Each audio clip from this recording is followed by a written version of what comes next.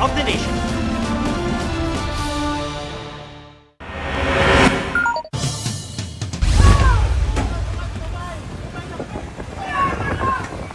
Bago ngayong gabi ang disgrasyang ito sa Mandaue City, Cebu. Kita na pinagpapalo ng lalaking naka-helmet ang driver's side ng 10-wheeler. Pinabababa niya ang driver sabay turo sa ilalim ng truck kung saan pumailalim na pala ang angkas niya. Ayon sa traffic police, nasa inner lane ng kalsada ang truck nang masagin nito ang motorsiklo ng mga biktima. Isinugod sa ospital ng babaeng angkas na binawian ng buhay kalaunan. Sugatan naman ang rider. Hawak na ng pulisya ang driver ng truck na sinusubukan pang kunan ng pahayag. Isa pang bago ngayong gabi, nagdulot ng bahagyang pagbigat ng trapiko ang karambola ng 3 sasakyan kabilang ang isang bus sa South Luzon Expressway sukat southbound. Sa kuha ni Hughes Cooper Vince de la Cruz, kitang nire-rescue palabas ng tumaob na sasakyan ang isa sa mga nasangkot sa aksidente. Wasak na wasak naman ang harapang bahagi ng isa pang nadamay na sasakyan. Patuloy ang investigasyon sa disgrasya. Inararo ng truck. Pinararo na, no? Ang dami. Inararo naman ng isang mini truck ang 3 motorsiklo at isang kolong-kolong sa Antipolo, Rizal. 6 ang sugatan, 3 sa kanila kritikal. Batay sa investigasyon, nagkaproblema sa preno ang mini truck habang nasa sumulong highway. Nag-overshoot ito sa lane hanggang nabangga ang mga biktima. Handa naman ang driver at may-ari ng mini truck na sagutin ang pagpapagamot sa mga biktima. Mataas na nga ang interes sa utang, nanggigipit pa sa singilan. Ganyan ang modus ng isang online lending company na sinalakay ng NBI at PAOK sa Pasig. Ang paratang na isiniwalat ng dating empleyado, itinanggi ng supervisor ng online lending. May report si John Consulta. Nabulabog ang operasyon ng online lending company na ito sa Ortigas nang sumalakay ang sanib puwersa ng NBI, PAOK, National Privacy Commission at Securities and Exchange Commission. Inabutan pang nagre-rehistro ang ilang tauhan ng mga bagong biling SIM card para sa kanilang operasyon. Ang naturang online lending company, bukod sa mataas ang interes o patong sa utang, nang gigipit pa tuwing maniningil. Ikinantayan ng dating empleyado. Kapag nangutang ng 1,000, makukuha lang nila 600. Minsan po yung 1,000, makukuha niya 5,000. Kasi sinasabi ng ganun pong terminology. Tamad, walang ibenta mo yung anak mo, ganun, para ipambayad ka sa utang mo. May mga script na sinusunod ang mga empleyado at nang suriin ang kanilang mga computer, tumambad ang ginagawa nilang pananakot. Bakit niyo pong need na magbanta? Ginagawa ko lahat naman po ng paraan ngayon para makabayad. Ano pong basa niyo po dito? Yes, takot na. Ibig sabihin pinagbabantaan siya. Ayon sa NBI at PAOK, ang online lending app company na ito ang nakakuha na may pinakamaraming bilang ng reklamo kung kaya't minabuti nilang unahing itong i-operate. May nasa 15,000 ang complaint. Sa amin pa lang po yun, pera pa po yun sa NBI, meron din pong complaint sa PNP. Kawawa yung mga kababayan natin, nangangailangan, kapit sa patalim, uutang sa kanila. Nakita namin ni Sir na merong talagang namumuno na foreigner. Itinanggi yan ng inabutan naming supervisor. Is it true na may mga pananakot na ginagawa yung mga tauhan niyo dito? We don't 100% we don't direct people, sir. We have this policy. We terminate people if there's identified case. Kukumpiskahin ng NBI at PAOK ang lahat ng equipment na ginagamit sa operasyon. Naharap sa reklamong paglabag sa Data Privacy Act, Cybercrime Prevention Act at Financial Products and Services Consumer Protection Act ang mga Pilipinong naaresto. John Consulta, nagbabalita para sa GMA Integrated News. 2 pasaherong magkahiwalay na dumating sa bansa ang kapwa nahulihan ng milyon-milyong piso'y umano'y droga. Ang inakala namang road rage sa South Cotabato, by bus pala na nauwi sa habulan at barilan. May spot report si Marisol Abduraman.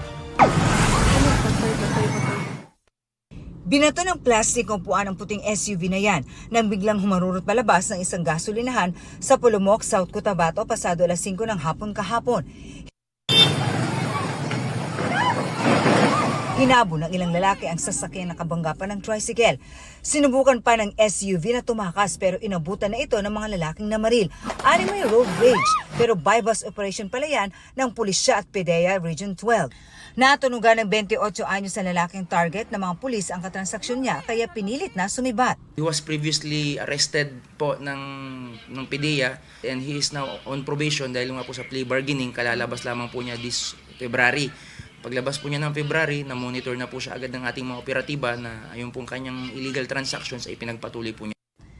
Nakumpiska mula sa suspect ang nasa 38 gramo ng hinihinalang shabu na halos 300,000 pesos ang halaga. Tinuod ba itong mga allegations nga involved ka sa drug kuno or dili? Kasi kamatuoran na to, sir. Naharap ang suspect sa paglabag sa RA 9165 o Comprehensive Dangerous Drugs Act at reckless imprudence resulting in damage to property. Droga rin ang dahilan ng pag-aresto sa NAIA Terminal 3 sa dalawang pasahero mula Canada na parehong nag-layover muna sa Hong Kong. Sa lalaking unang dumating alas 11 ng umaga, nakuha sa bagahe niya ang nasa 20 kilo ng umano'y shabu na 140 million pesos ang halaga. Nahulihan naman ng lagpas 24 na kilo o mahigit 164.7 million pesos na shabu ang babaeng dumating alas 2 ng hapon. Duman sa x-ray and at the same time, nung meron hong indication dun sa x-ray machine, pinadaan natin yung ating K9 unit dun, nag-sweeping, umupo yung aso. So that's another indication na most likely may nilalaman na illegal na droga ang kanilang maleta. Hindi pa masabi sa ngayon ng PDEA kung saan galing ang mga nasabat na droga at kung anong grupo ang nasa likod nito, pero tiyak daw na hindi ito basta-basta. Iniimbestigahan din kung may ugnayan ang dalawa lalo't pareho umano ang packaging ng mga iligal na droga. Hindi pa natin masasabi kung ito'y galing sa Golden Triangle, the volume. Mukhang may malaking involvement ng sindikato ito na malaki na. Sinampahan na ng reklamong paglabag sa RA 9165 ang mga suspect na sinusubukan pa naming kunan ng pahayag. Droga rin ang nasisilip na motibo kaya itinumba ang 46 years old na lalaki sa loob ng isang computer shop sa Cebu City kaninang madaling araw. Dati kasing nakulong dahil sa droga ang lalaki ayon sa pulisya. Wala gyud ni siya ni undang sa iyahang buhat and aduna siguro ni nakasala siguro ni no sa kaniilahang grupo mo ni nahitabo. Sa pagkakaroon naa nami persons of interest. However, padayon ang ato ang pagkuha sa mga ebidensya. Ayon sa misis ng biktima, naglalaro ang mister ng pagbabarili ng dalawang lalaking ang ding tumakas. Sa ulo mo kay mo kita nga tugot to, kita sa morgue. Niya, isa na kusin. Kasi mo kay baw. So kabalusad. Marisol Abduraman, nagbabalita para sa GMA Integrated News.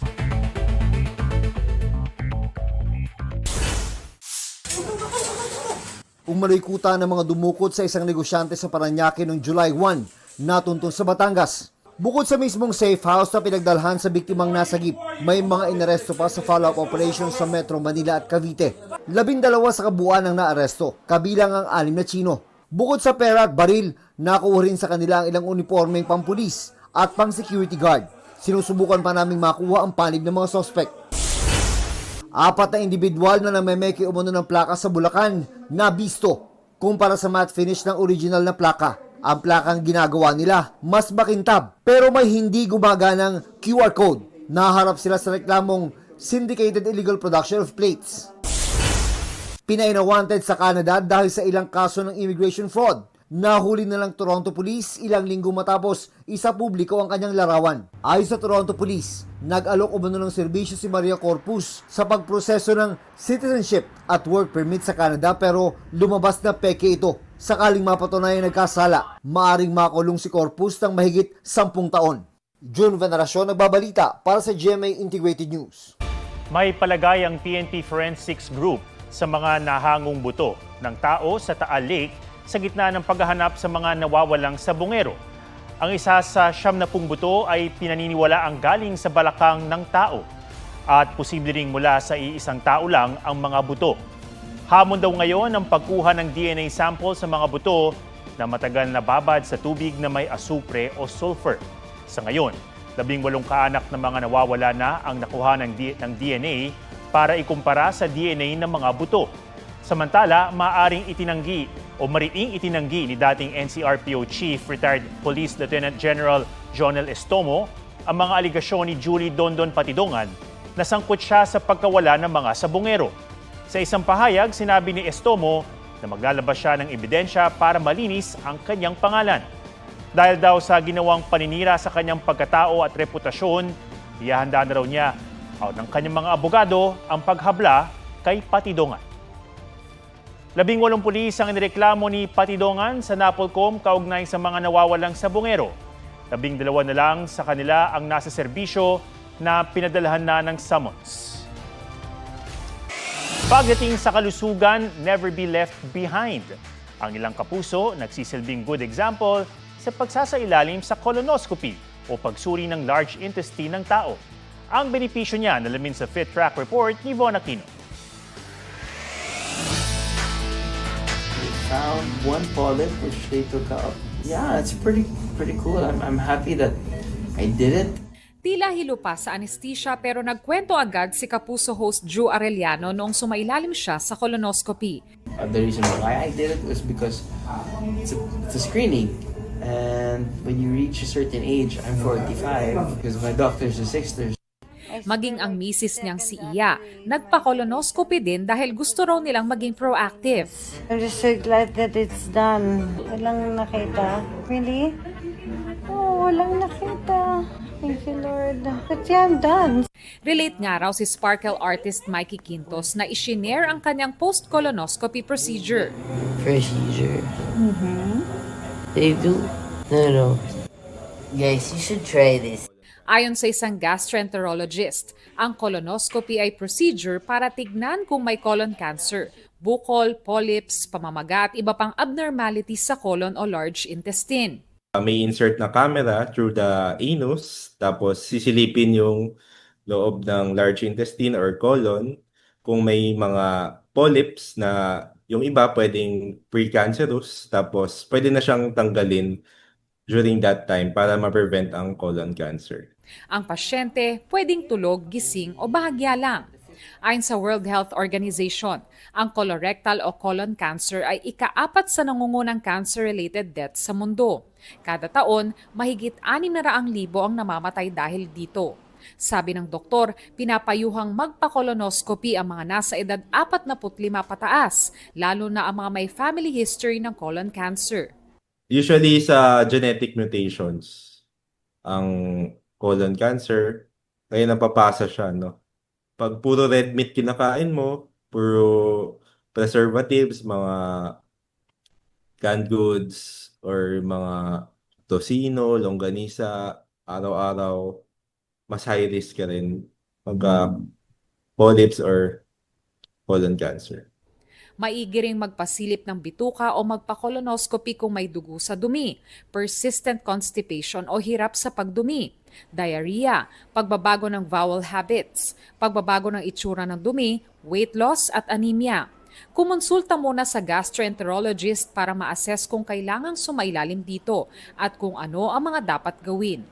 Von Aquino nagbabalita para sa GMA Integrated News.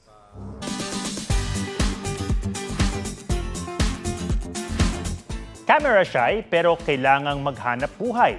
Kaya ang life hack ng isang TikToker, matinding cover-up. Wait, check ko yung basket number 9. Check ko kung may... Hindi lang live seller, siya rin ang live mannequin. Hindi magkakaubusan ng stocks ng mga ibinibenta, overloaded ba naman sa stockings sa seller hanggang mukha. Siya si Hugh Cooper Jade Velasco ng Caloocan City, ang kinaaliwang manika ng mga tambay sa live selling. Tikas daw siyang mahiyain, pero kapag suot ang kanyang overall uniform, check out her confidence. At tiyak mapapa-check out ka. Maging siya man ay natutuwa raw sa itsura niya. Pero mas marami ang natutuwa sa kanya na di lang napapa-add to cart ang kanyang live selling, dagdag pa ng heart. Tunay na pinupusuan. Yan po ang State of the Nation para sa mas malaking misyon at para sa mas malawak na paglilingkod sa bayan. Ako si Ato Maraulio mula sa GMA Integrated News, ang News Authority ng Pilipino. Huwag magpahuli sa mga balitang dapat niyong malaman Mag-subscribe na sa GMA Integrated News sa YouTube.